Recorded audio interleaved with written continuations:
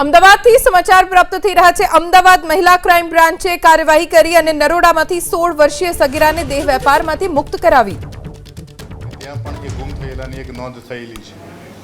આ તપાસમાં અમદાવાદ શહેરમાં એટલે આજુબાજુના શહેરો ઘણી બધી તપાસ લાંબા સમય સુધી ચાલ્યા પછી નિશ્ચિત થયેલું કે આ સગીરા એ જે ગેંગ જે છે કે આ દેહ વેપારના ધંધા માટે સગીરાઓને બાંગ્લાદેશથી લાવે છે એમના જ કબજામાં કોઈ વિસ્તારમાં છે। એમાં ગઈકાલે જે માહિતી મળી એમાં આ જે શરૂઆતમાં અરજીના કામે જે તપાસ કરનાર અધિકારી હતા એમનું પ્રમોશન થતાં એમની બદલી રાજકોટ શહેર ખાતે થયેલી હતી અને એમના બાતમીદારે એમને માહિતી આપેલી અને માહિતીનું sharing Ahmedabad anti human trafficking unit સાથે કરવામાં આવેલું અને ત્યાંથી આ સગીરા અને એને જે રાખનાર સુલોતા સિંહ જે છે મહિલા એની ધરપકડ કરવામાં આવેલી છે અને બાળકીને આ દેહ વેપારના વ્યવસાયમાંથી બચાવી લેવામાં આવેલી છે। આ જે બાળકી જે છે શરૂઆતમાં એને એના પડોશમાં રહેતી એની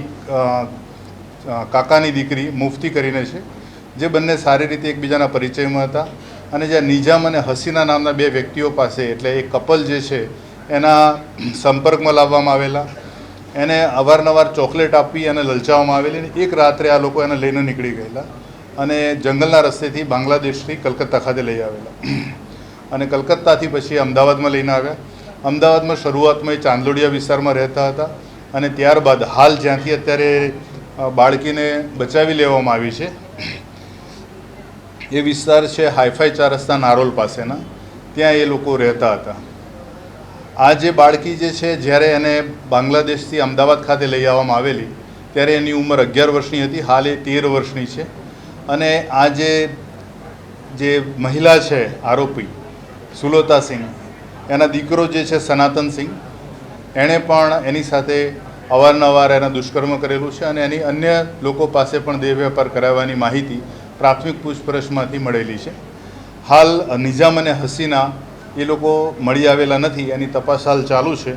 અને આગળની વધુ સઘન તપાસ કે આ રીતના અન્ય કેટલી સગીરાઓ આ રીતે અમદાવાદ શહેર અથવા તો આજુબાજુના વિસ્તારોમાં લઈ આવવામાં આવેલા છે એની ઘણી બધી માહિતી અત્યારે કામગીરી અલગ અલગ ટીમો કરી રહેલી છે અને એમાં પણ આ પ્રકારના જે એજન્ટો છે બાંગ્લાદેશથી ભારત અને પછી ત્યાંથી આપણે કલકત્તા અને ત્યાંથી અમદાવાદમાં આ પ્રકારના વ્યવસાયમાં જે સગીરાનો લાવવામાં આવે છે એની તપાસ હાથ ધરવામાં આવેલી છે।